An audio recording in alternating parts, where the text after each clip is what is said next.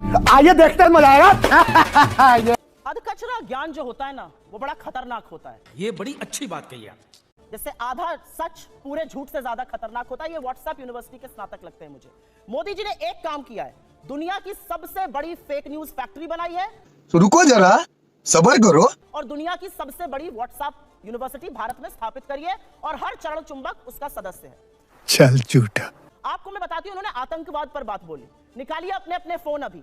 पिछले 2 हफ्तों में राजौरी में और पुंछ में आतंकवादी हमले में हमारे 5 जवान राजौरी में और 5 पुंछ में शहीद हुए। इस देश के प्रधानमंत्री के पास एक क्रिकेटर की उंगली टूट जाने पर ट्वीट करने का वक्त है, लेकिन एक वक्तव्य इस देश के गृह मंत्री का, इस देश के प्रधानमंत्री का हमारे 10 जाबाजों की शहादत पर नहीं आता। आपको क्या लगता है, आप आतंकवाद को स्वीकारेंगे नहीं, एक्सेप्ट नहीं करेंगे कि हमारे जाबाजों की शहादत हुई है तो वो बंद हो जाएगा? उन परिवारों से पूछिए, क्या उनको सम्मान और श्रद्धांजलि इस देश के प्रधानमंत्री को नहीं देनी चाहिए? आप मौन क्यों हैं? 10 जाबाजों की शहादत हुई है पिछले 2 हफ्तों में।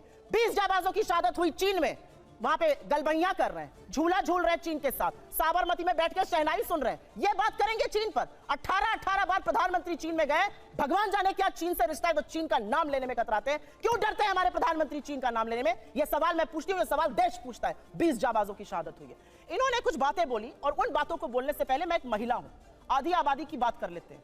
यहां से मुश्किल से 10 या 15 किलोमीटर दूर पर इस देश की सबसे डेकोरेटेड, सबसे सम्मानित वो लड़कियां जिन्होंने बड़े बड़ों को पटखनी देके हम सबके सीने गर्व से चौड़े किए हैं, 1 महीने से बैठी हैं और यौन शोषण का आरोप आपके सांसद पर लगा रही हैं। आपके मुंह से एक शब्द नहीं फूटता है, एक शब्द नहीं निकलता है मोदी जी के मुंह से, एक शब्द नहीं निकलता है अमित शाह के मुंह से।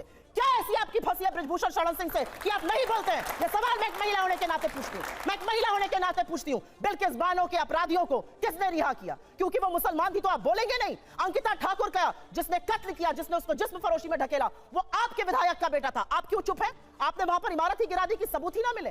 आपका विधायक दोषी पाया गया है हत्या और सामूहिक बलात्कार का, कुलदीप सिंह सेंगर। ये बात करेंगे महिला सुरक्षा पर? ये चूड़ियां भेजते थे प्रधानमंत्री को, आज इनके मुंह से एक शब्द नहीं फूटता। महिलाएं इस देश की पूछ रही हैं और आपको भी पूछना चाहिए, क्यों चुप है मोदी सरकार जब हमारी बेटियां जंतर मंतर पर 1 महीने से बैठी हैं? उन लड़कियों के आंसू देखकर, और आज की खबर फिर से मैं कोट कर रही हूं, एक समर कैंप होता था साक्षी मलिक बनने के लिए, तमाम लड़कियां वहां पर आवेदन देती थी। आज की स्थिति यह है कि बलात्कार और यौन शोषण की खबरों के बाद एक एप्लीकेशन नहीं आई है। यह इस देश की बेटियों के साथ ये कर रहे हैं, ये हमें पाठ पढ़ाएंगे। आज तक इस देश का यह न्याय था कि आज तक आईएसआई ने हमारी जमीन पर पैर नहीं रखा था। आईएसआई को पठानकोट बुलाकर आप निरीक्षण कराते हैं, लाहौर आप चले जाते हैं लपके हुए, भगवान जाने सिवई खाने या बिरयानी खाने, और सवाल हमसे आप पूछिएगा। आसिया अंद्राबी आपका चेहरा बनती है श्रीनगर में और सरहद पार जाके आतंकवादी गतिविधियों में शामिल है। आप एक दुर्दांत आतंकवादी को, यूसुफ को वहां पर टिकट देते हैं क्योंकि आपको अपनी सत्ता करनी है। ये कैसे लोग हैं? ये किस तरह के लोग हैं? ये जाबाजों की शहादत पर चुप रहेंगे, मणिपुर जलेगा ये चुप रहेंगे, ये प्रचार करेंगे। इनको ये याद है कि इनको क्या क्या कहा गया? कर्नाटक जाकर क्या कहते थे साहब? मुझे फलाने ने ये कहा। कर्नाटक ने क्या कहा? कर्नाटक की जनता ने कहा, मुद्दे है बेरोजगारी, मुद्दे है महंगाई और मुद्दा है भ्रष्टाचार। अगर उस पर बात होगी तो हम बात करेंगे, नहीं तो विपक्ष में बिठाने का आपको काम करेंगे। साहब हिमाचल गए थे, हार गए, कर्नाटक गए, हार गए, और ये विश्वगुरु बने फिरते हैं। इनकी बातें सुन लीजिए तो भारत शायद 1947 में ही आजाद हुआ हो, के बाद अब 2014 में आजाद हो गया हो। मेरा अपना मानना है कि कुछ बातें जब समझ में नहीं आती उसको नहीं बार बार बोलना चाहिए। मैंने आपको एक बार पहले भी शो पे समझाया है। हम मैन्युफैक्चरिंग कर रहे हैं मोबाइल की, जी नहीं, हम मोबाइल फोन की असेंबली कर रहे हैं। हमारा जो इंपोर्ट का बिल बढ़ा है वो इसलिए बढ़ा है क्योंकि हम उतना पार्ट असेंबल कर रहे हैं, वैल्यू एडिशन नेगेटिव है। हमारा जो कार का एक्सपोर्ट का मार्केट था वो कम हो गया है। सच को स्वीकारिए साहब, तब आप सच का समाधान कर पाइएगा।